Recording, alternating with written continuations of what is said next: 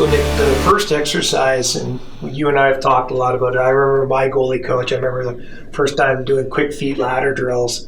He stopped me right in the middle of it and he said, what the heck are you doing that for? And I was kind of in panic mode and I'm like, make my feet faster. And then he goes, what are you doing that for? And I said, well, if I got a 2-on-1, I got to get across the crease quickly. And that he was the first person that ever introduced me to this idea that doesn't matter if you're doing working with a dry land coach, mental coach, vision coach, a goalie coach, that if they do a drill, there always has to be a game purpose. Would that make sense? Yeah. Okay. So one of the things the other key thing is, and you mentioned it earlier, is coachability. I call it one of the C's of the 7 C's of mental toughness, having that open mind. Now, I'm going to show you, as much as we've done a lot of breath work in the past, I'm going to show you some new breathing exercises. And feel free, even though we're on camera, if ever I'm doing something, and this is what I encourage goalies to do, is if you don't understand where we would use this in the game, please feel free to ask me. So the last video series, what we did is I showed the students what we call functional breathing. And there's 3 dimensions to functional breathing. And that's one is the biochemistry, getting the good blood flow oxygenated, getting our system where we get the chemistry of the blood in the ideal state. Also, we want to make sure that we're doing proper biomechanics. It's amazing how many goalies that come into my office and they're chest breathers. Or they're breathing, very rapid and shallow, and they really don't understand how much that can influence how they feel. And then the third thing that you've talked a lot about, is the cadence. And what we mean by cadence is the rhythm, the pace at which we do breathing. So first thing that we did last time is we did it in a sitting posture. But now what I'd like to see is we're going to practice it just standing. So if I can get you just go kind of a neutral. And what I'd like you to do, Nick, is just bring awareness to your breath right now. Just feeling your breath going in and out of your nose. And again, every goalie is a little bit different. You might want to do it with your eyes open. You might want to do it with your eyes closed. But you're just feeling the breath moving in and out of your nose. And in this exercise, what we're doing is we're taking all of our awareness out of our mind and onto our breath. And I'm going to get you to really bring home that flashlight of attention to just inside your nostrils. Just really nice, slow, quiet, gentle breath. And for our audience right now, I'm standing right beside Nick, and this is the key thing. I can't hear Nick breathing. So there's this misconception that when you take a deep breath that it has to be this big, ginormous breath. No, it's just gentle, so it's light, it's smooth. There's hardly any turbulence going in and out of the nostrils. And think of the breath like a wave in the ocean. It comes in, there's a little pause, and then there's a gentle exhale.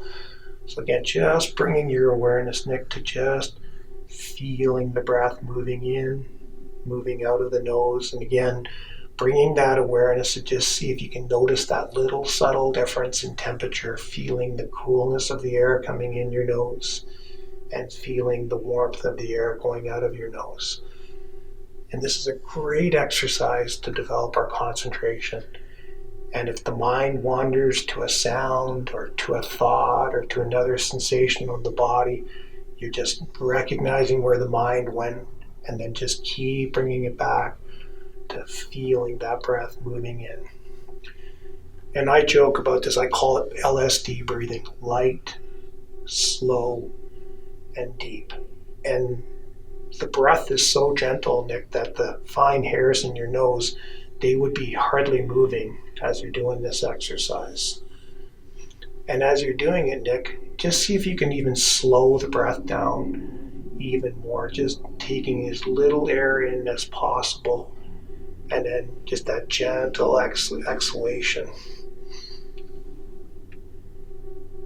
And as you're doing this, you're going to almost kind of feel this sense of air hunger, that you want to take a deep breath. And that's a good thing, because what we're doing is we're training our body to be less resistant to carbon dioxide. So we can actually, at the end of the day, we're the only player on the ice that's on that ice the whole time. So through this work, we're going to be able to go harder, stronger, faster, quicker, and for longer periods of time. Can you feel that air hunger? Yeah, I can. Yeah, I noticed that with the breathing, like even with my eyes closed, you got to kind of be careful because it's easy to kind of lose your balance. And I think what I've recognized too is opening the eyes as well, doing a mix of both. Because I think with opening the eyes, obviously when you're playing hockey, your eyes are open. So if you're going to breathe like that, you need to be prepared to do it and still obviously do all your... And everybody's going to be a little bit different. And I think that's a great point. Like, we have to experiment with it. So now, Nick, what I'm going to get you to do is, again, bring awareness back to your breathing again. So we worked on what we call the biochemistry. Now we're going to work on the biomechanics. So what I'm going to have you do, Nick, is place your hands to your side on your two lower ribs. And as you're breathing in, you're going to feel your rib cage expanding. And on the exhale, you're going to feel your rib cage contracting. And so when you're breathing in, you're just feeling that you're breathing into your hands. And when you're exhaling, the hands are almost moving into the rib cage. And again, still feeling that light, slow, gentle inhale through the nose and exhale through the nose. And bringing just again that awareness of feeling the breath as you're breathing in, you're feeling the hands, breathing into the hands, and then on the exhale, just that gentle contraction. And this is where we're working on the biomechanics. And again, functional breathing is going to equal functional movement. So now when Nick is shuffling, he's T-pushing, he's recovering from his butterflies into his RVH. The diaphragm is not just only our breathing muscle, but it also stabilizes our spine, it stabilizes our movement. We're going to be able to move way more efficiently on the ice. What was that like, Nick? It felt good. It was a bit of adjustment from what obviously I grew up doing with the belly breathing. I noticed it did take a little bit of time to just get the hang of the feeling of the hands pushing out with your ribs and back in. Could you feel it? You could feel it, yeah. I could feel it for sure. I think with more practice, I'll even be able to feel it even more. Right. And I would encourage you and other goalies, again, try it with the eyes closed too, because there's more of that kind of interoceptive, fancy word, but getting that kinesthetic feel. And that's what we're talking about is the feeling of the breath. I know you mentioned counting, and we're going to practice this in a second, because the third cadence, like third step of functional breathing, is getting into the proper cadence. And when we're doing proper heart rate variability breathing, when we breathe in, I don't know if you know this, but our heart rate speeds up, and when we breathe out, our heart rate slows down. And when we get into this proper breathing, for everybody has a little bit ideal different breathing rate. It's called resonant frequency. You're a bigger guy, taller guy, bigger lungs. So you might ideally, when we test you, you're probably going to be breathing at a slower rate than 6 breaths per minute. For someone who's 12 years and older, they're probably going to be breathing at 7 breaths per minute. But when we start to slow the breathing generally down to 6 breaths per minute, it really balances out the nervous system. We get that good blood flow, oxygen to the brain, into the body. So I'm going to have you go again here. I'm just bringing awareness to just feeling the breath moving in and out of the nose, just really noticing that coolness of the air coming in. Yep. Like that? Yep, exactly. And again, you're just feeling that lateral contraction and expansion. And there's this mistake, Nick mentioned it earlier, that you don't want to be pushing in and out the tummy. Because just because you're doing that doesn't mean that you're breathing diaphragmatically. What we want to do is get that lateral contraction and expansion. And so now, Nick, what I'm going to have you do is I'm going to do a cadence. Now, eventually, at first, we might be having a counting, but eventually we want to do it to the point where we're not even counting, because my problem with counting is it means we're still in our head, and we want to get the flashlight of our concentration out of our head and onto the ice surface. So again, and you notice how Nick's doing this, there's very little minimal movement in his chest. It's all coming down. It's a deep breath. So you're breathing in, 2, 3, 4, out, 3, 4, 5, 6. Breathing in, 2, 3, 4. Breathing out, 3, 4, 5, 6. Breathing in, 2, 3, 4. Breathing out, 3, 4, 5, 6.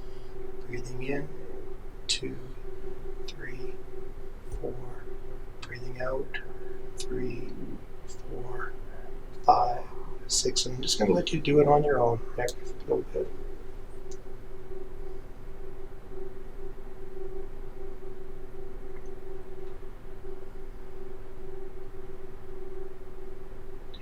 Now, the reason why I'm having Nick doing this standing up, because there's a tendency when we do it sitting down or lying down, we get the good biomechanics, but then all of a sudden, as soon as we stand up, our biomechanics change. So what we're going to be doing is gradually, having Nick, we're doing it today, just have him standing, but eventually, and I'll get you to open eyes, Nick, where do you think the next step is that we want to do with this? Do this in movement.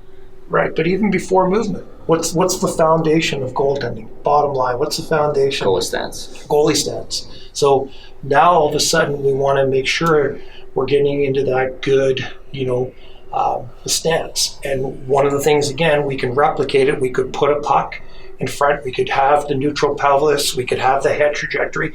And again, at first, we might be putting the hands here, okay? And you could do a counting, or we can do the guided CDs.